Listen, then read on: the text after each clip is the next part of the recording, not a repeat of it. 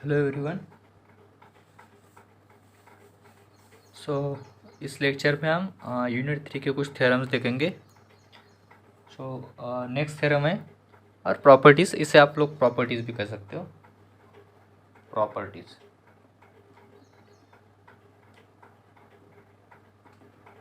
Easy properties है जो कि हर एग्ज़ाम में पूछी जाती है, आप लोगों को प्रूव करना है। सो प्रूफ में देखेंगे properties. The tensor r covariant vector p और covariant contravariant p with respect to covariant r M n and resistance r P R M n obvious the following properties. मतलब ये आपके पास 6 प्रॉपर्टीज़ है, ये आप लोगों को प्रूव करना है। बहुत इजी प्रॉपर्टीज़ है, हर एग्ज़ाम में पूछी जाती है। सो पहले हम जो भी गिवन है कहाँ पे प्रूव करना है वो लिख देंगे। So we know that at origin O पे Riemannian coordinate expression for curvature is given by, जहाँ पे ओरिजिन पे रेमेनेंट कोऑर्डिनेट का एक्सप्रेशन हमने डेराइव किया था, उस जो हमको कोवेरेंट कर्वेचर टेंसर मिला था उस कर्वेचर का इक्वेशन हम यहाँ पे हम लिखेंगे। R capital r covariant vector r M N to P is equals to, इस इक्वेशंस को हम इस तरह से लिखते थे। So kappa of R M with respect to n to p plus kappa of are N to P with respect to m. मतलब क्या करते थे हम, minus kappa of R M को एन के साथ डिफ्रेंशिएट करके उसको पी, मतलब r M to P with respect to N plus R N to P with respect to M. ठीक है, मतलब क्या कर रहे हैं हम लोग, सीधी सी बात है, इस इक्वेशंस को हम जब कप्पा के साथ लिखेंगे तो ये इस तरह से आएगा, minus kappa of R M को आर एम टू पी उसका डिफ्रेंशिएशन लेंगे एन के साथ, then R N to P उसका डिफ्रेंशिएशन लेंगे हम एम के साथ। ठीक है, देन और जब किसी भी टेंसर की ऑर्डर 4 रहती हो, मतलब उसके पास 4 कॉन्ट्रावेरेंट और कोवेरेंट वेक्टर हो, तो उस 4 कॉन्ट्रावेरेंट और कोवेरेंट वेक्टर को हम बाय द क्रिस्टोफॉल्स की सेकंड प्रॉपर्टी से इस तरह से लिख देते, 1/2 in bracket G P N लेंगे, उसका डिफ्रेंशिएशन लेंगे आर एम के साथ, देन जी आर एम लेंगे, उसका डिफ्रेंशिएशन करेंगे पी एन के साथ। मतलब क्या करते थे, पहले 2 टर्म माइनस प्लस आएगी और दूसरी 2 टर्म माइनस आएगी। जब 2 वेक्टर थे तो 3 वेक्टर थे तो वहाँ पे 2 टर्म प्लस आती थी, 1 माइनस आती थी। तो यहाँ पे 4 टर्म है, मतलब 4 वेक्टर है, तो उसका क्रिस्टोफल सिंबल की प्रॉपर्टी को इस तरह से आएगा, half of G P N with respect to R M plus G R M with respect to P N minus G P M with respect to R N minus G R N with respect to P M. मतलब ये P N का differentiation लेंगे हम R M के साथ, then plus G R M का differentiation लेंगे हम पी एन के साथ, देन माइनस पी एम को डिफ्रेंशिएट करेंगे हम आर एन के साथ, देन आर एन का डिफ्रेंशिएशन लेंगे हम पी एम के साथ। ठीक है, ये इक्वेशंस आप लोगों को याद रखना है। सपोज इसे इक्वेशंस बी मानिए और इसे ये देखो। अब फर्स्ट प्रूफ में क्या करना है आप लोगों को, capital R R M N to P is equals to minus capital R M N to P, ये प्रूव करना है। तो देखना, पहले हमने ये कंसिडर किए, ठीक है, capital R M N to P. अब इस इक्वेशंस को हम बाय इक्वेशंस ए से इस तरह से लिख सकते हैं। मतलब क्या, minus kappa of R M to P, kappa of R M to P with respect to N, ठीक है, then plus R N to P with respect to M.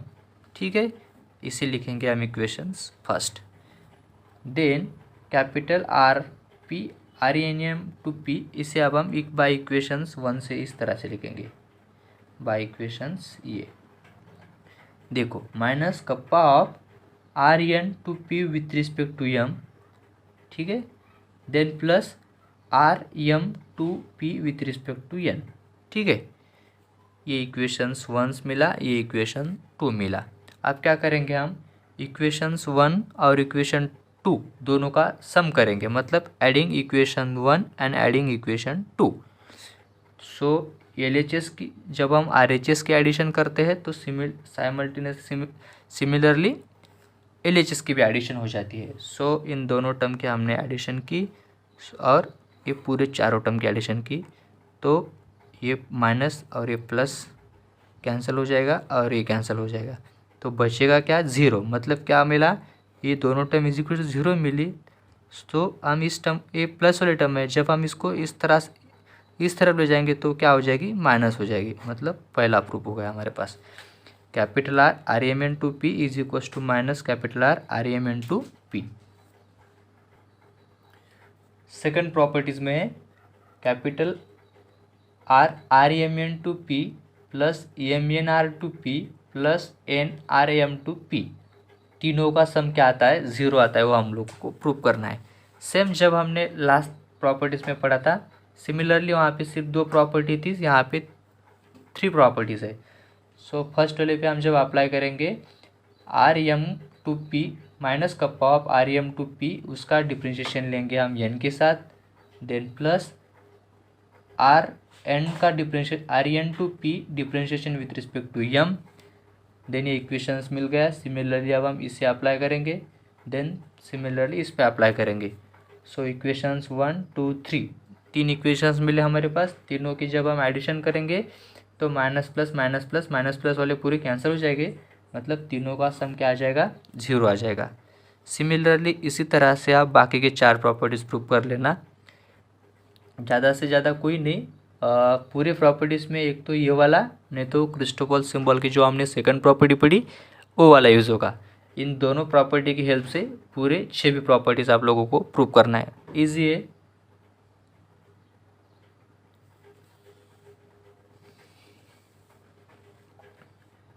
देखो नेक्स्ट डेफिनेशन है साइक्लिक प्रॉपर्टीज़। साइक्लिक प्रॉपर्टीज़ मतलब क्या, जो vector repeatedly वहाँ पे आते हो उसे कहते हैं हम साइक्लिक प्रॉपर्टी। मतलब एक चेन है हमारे पास, वो चेन जब हमने सपोज मान के चलिए एक सर्कल है, इस ऑब्जेक्ट को जब हम यहाँ से इसको रिमूव करेंगे तो यहाँ पे वो फिर से आने वाला है, मतलब इसे कहते थे हम साइक्लिक। सो साइक्लिक प्रॉपर्टी में केस फर्स्ट है, यहाँ पे हम 3 केस देखेंगे और तीनों का केस डिस्कस करेंगे। सो फर्स्ट केस है let all suffixes are equal. मतलब क्या, एक हमारे पास वेक्टर है capital R P R M N, इसके जो सफिक्सेस है कोवेरिएंट सफिक्स, अगर ये चारों सफिक्स अगर इक्वल हो जाएंगे तो क्या होगा, मतलब हमने मान लिए कि P is equals to M is equals to R is equals to N, ये चारों कैसे सेम है, तो क्या होगा P, सो P की जगह तो P रहेगा, R की जगह पे भी हम P लिखेंगे, M को भी P लिखेंगे और N को भी P लिखेंगे। तो अगर चारों सफिक्स इक्वल आ गए तो उसको तो 0 आ जाएगा, सेम आ जाएगा वो। तो हमने फर्स्ट केस में देखा कि चारों सफिक्स कैसे इक्वल है। अब सेकंड केस में क्या देखेंगे हम कि 2 सफिक्स आर डिफरेंट है, मतलब 2 सफिक्स सेम है मगर 2 सफिक्स कैसे डिफरेंट है। सो हमारे पास ये वेक्टर है P R M N। So हम क्या करेंगे, P को R लिखेंगे, M को लिखेंगे हम R और N को लिखेंगे P लिखेंगे, ठीक है। तो ये वाला मिल जाएगा, मतलब क्या कर रहे हैं हम, R P को तो P लिखेंगे, M को R लिखेंगे और N को भी R लिखेंगे और ये P आज रह जाएगा। मतलब देखो 2 P है और 2 R है, मतलब 2 सफिक्स है, दोनों कैसे है, डिफरेंट है। अब केस 3 में क्या देखेंगे हम, केस 3 में हम ये देखेंगे कि 3 सफिक्सेस आर डिफरेंट। जब 3 सफिक्स आर डिफरेंट हो जाएंगे तो इसी तरह से तीनों की साइन क्या आ जाएगी, एक दूसरे की अपोजिट आ जाएंगे, मतलब माइनस की साइन आ जाएगी तीनों जगह पे। The expression for curvature is given bye, अगर केस 3 हो गई। अब हम लोगों को एक्सप्रेशन निकालना है कर्वेचर का। सो हम इसको इस तरह से लिख सकते थे, capital R P R M N, so by Christoffel second property, capital R P R M N को हम क्रिस्टोफल सेकंड प्रॉपर्टी जब अप्लाई करेंगे तो इस तरह से आता है वो क्वेश्चन 1/2 G P N का लेंगे हम R M के साथ, then plus G R M का लेंगे हम P N के साथ, then minus G P M का लेंगे R N के साथ और माइनस G R N का लेंगे P M के साथ। देखना, ये वाला इक्वेशन हमने बाय क्रिस्टोफल सिंबल की प्रॉपर्टी से लिखा।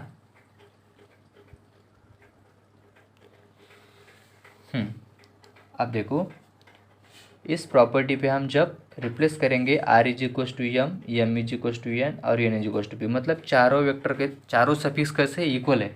जब चारों सफिक्स इक्वल आ जाएंगे तो ये पूरा R P P P P बन जाएगा। तो चारों सफिक्स अगर इक्वल आ जाए तो राइट हैंड साइड में तो जीरो आ जाएगा।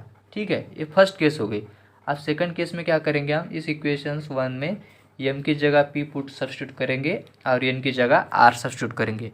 ये दोनों सफिक्स जब हम इक्वेशंस 1 में सब्स्टिट्यूट कर देंगे तो ये इक्वेशन इस तरह से आ जाएगा। ठीक है, देन जब हम इस पर कम्यूटेटिव होल्ड करेंगे, मतलब पी आर है, तो इसको क्या लिखेंगे हम, R of P R P. तो इस तरह से इक्वेशंस आ जाएगा। जब हम इन दोनों इक्वेशंस के एडिशंस करेंगे तो ये पूरा कैंसिल होके जीरो बन जाएगा। जब capital R P r plus capital are p is equal to zero आ जाएगा, तो इस इक्वेशन से हम ये लिख सकते हैं। ठीक है,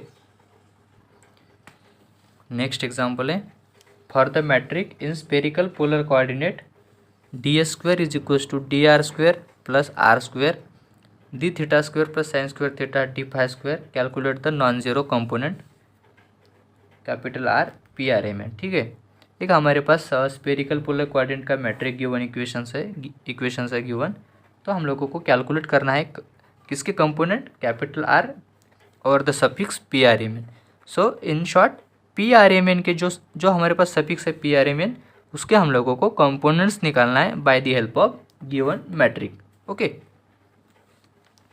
सो हमने कंसिडर किए फर्स्ट वाला कोऑर्डिनेट आर है, सेकंड थीटा और थर्ड वाला पाई है, जो कि हमारे पास गिवन मैट्रिक का इक्वेशंस है।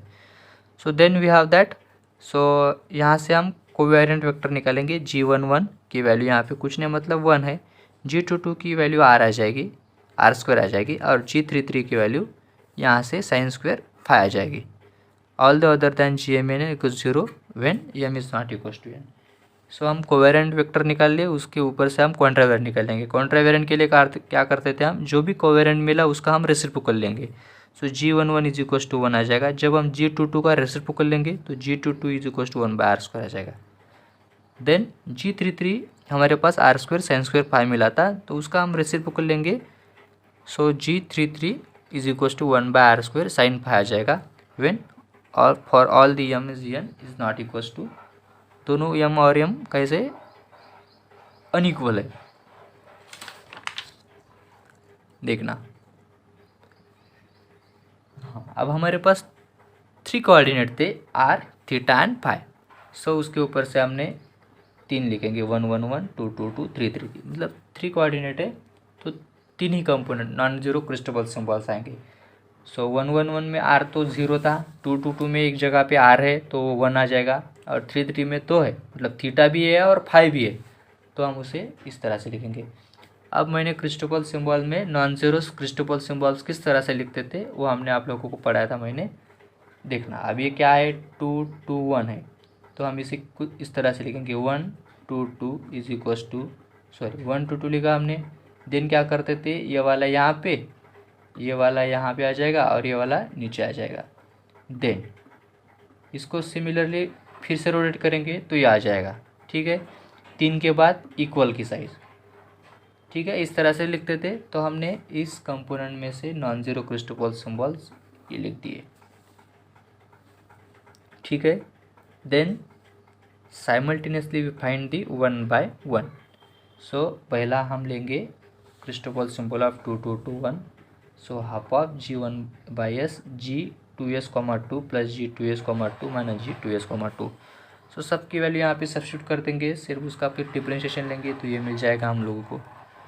देन सेम जब हम क्रिस्टोफल सिंबल 2 1 2 2 निकालेंगे, सिमिलरली वही क्रिस्टोफल सिंबल्स में सब्स्टिट्यूट कर देने की, जो भी एक बचेगा उसका 1 बार 2 बार या 3 बार उसका डिफरेंशिएशन होगा, तो उसका डिफरेंशिएशन करके हम लोगों को फाइनली ये मिल जाएगा। सिमिलरली आप लोग इस एग्जांपल में पूरे क्रिस्टोफल सिंबल्स आप लोगों को निकालना पड़ेगा, क्योंकि आप लोगों को capital R P R M N जो 4 सफिक्स है, उन चारों सफिक्स के कंपोनेंट्स फाइंड्स करना है, मतलब कम्यूट करना है। ओके, तो इसके लिए आप लोगों को पूरे non zero Cristobal symbols find out करना पड़ेगा। सिमिलरली आप लोग जब फाइंड आउट करेंगे क्रिस्टोबल सिंबल ऑफ 3321, तो उसका ये आएगा -r sin स्क्वायर थीटा। जब आप 3322 का फाइंड आउट करेंगे तो उसका ये वाला आ जाएगा -sin पाई cos पाई। जब आप क्रिस्टोबल सिंबल ऑफ 1323 का फाइंड करेंगे तो उसका 1/r आ जाएगा। और जब सिमिलरली 3123 का सब्स्टिट्यूट करेंगे, कंप्यूट करेंगे, तो 1/r ही आ जाएगा। क्योंकि यहाँ पे भी मैंने बताया था आप लोगों को कि क्रिस्टोबल सिंबल्स में भी कम्यूटेटिविटी होल्ड होती है। अगर आप 13 का निकालेंगे और 31 का निकालेंगे तो ये कैसे एक दूसरे को कम्यूट करते थे, मतलब कम्यूटेटिव होल्ड होती है, तो दोनों का आंसर क्या आएगा, सेम ही आएगा। सिमिलरली आप लोग इसका निकालेंगे तो सेम आएगा। और लास्ट एग्जांपल में हमने पढ़ा था कि ये हमने जो RPRMN सफिक्स है हमारे पास, उसको हमने इस तरह से कुछ नंबरिंग दी। देन जो कि हमारे पास कोवेरिएंट वेक्टर थे उसको हमने कम्यूट करके मिक्स टेंसर के फॉर्म में कंपोनेंट के फॉर्म में लिखा, तो ये मिक्स कंपोनेंट आ जाएगा। Then we have to calculate जो हमारे पास कैपिटल RPRMN सफिक्स थे उसे हम मिक्स फॉर्म में लिखेंगे तो मिलने वाला इक्वेशंस ये फॉर्म में आ जाएगा। ठीक है, मतलब जितने नॉन ज़ीरो क्रिस्टोबल सिंबल्स हमको मिले उसे हम लिख देंगे। देन वी हैव 1 बाय 1 सब की वैल्यू सब्स्टिट्यूट कर देंगे। जब हम P की वैल्यू 1 रखेंगे तो RMN 212 रखें, RMN की वैल्यू 212 आएगी। ओके, देन वी सब्स्टिट्यूट सब की वैल्यू यहाँ पे हम जब सब्स्टिट्यूट कर देंगे तो ये 0 आ जाएगा। देन सिमिलरली व क्रिस्टोबल सिंबल इसकी भी प्रॉपर्टी सब, इन सब की वैल्यू सब्स्टिट्यूट करेंगे तो ये भी 0 आएगा, ये भी 0 आ जाएगा। देन इसकी भी वैल्यू हम सब्स्टिट्यूट करेंगे तो ये भी 0 आएगा। मतलब क्या कर रहे हैं हम लोग, अभी सभी की जब वैल्यू यहाँ तक हमने सब्स्टिट्यूट की तो 0 आएगा। सिर्फ इस इक्वेशंस पे आपको नॉन ज़ीरो वैल्यू मिलेगी। जब आप इसका कम्यूट करेंगे इस पूरे इक्वेशंस को तो मिलने वाली जो वैल्यू आएगी वो पूरी ये वैल्यू थी। और आपको निकालना क्या था, capital R suffix PRMN is equals to ये वाला इक्वेशंस आप लोगों को मिल जाएगा। और ये इक्वेशंस आपका फाइनल इक्वेशंस होगा।